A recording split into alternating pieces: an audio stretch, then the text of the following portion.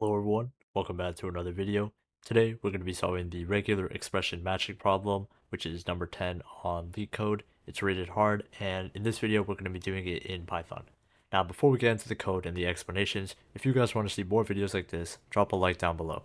It helps us out tremendously with the YouTube algorithm. With that out of the way, let's hop right into it. Alright, so the isMatch method serves as the entry point for our backtracking algorithm. It initializes the starting indices I and j to the last characters of the input strings s and p, respectively. It then calls the backtrack method to start solving the problem. The backtrack method is where the backtracking and memoization take place. We use a cache dictionary to store previously computed results. The key for the cache is a tuple, I, j, representing the current state of our backtracking process. We first check if the result for the current state, ij, is already available in the cache. If so, we return the result directly to avoid recomputation.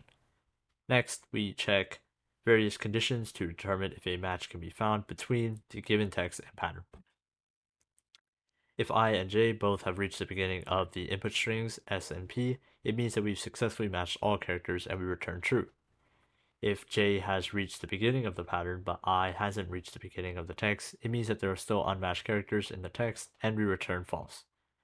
If I has reached the beginning of the text and the current character in the pattern is an asterisk, we handle this case separately. We backtrack through the pattern to find the previous non-quotation mark character before the current asterisk and update k accordingly. If no such character is found, it means that the pattern consists of only asterisks and we return true. If we find a non-quotation mark character before the current quotation mark, it means that we have an unmatched pattern and we return false. If none of the conditions above are met, we check if the current character in the pattern is an asterisk or a period, and if it is, or if it matches the current character in the text. If the current character in the pattern is an asterisk, we have two options. So we can skip the asterisk and its preceding character in the pattern j-2 and try and meet the rest of the text with the same pattern, which is I j-2.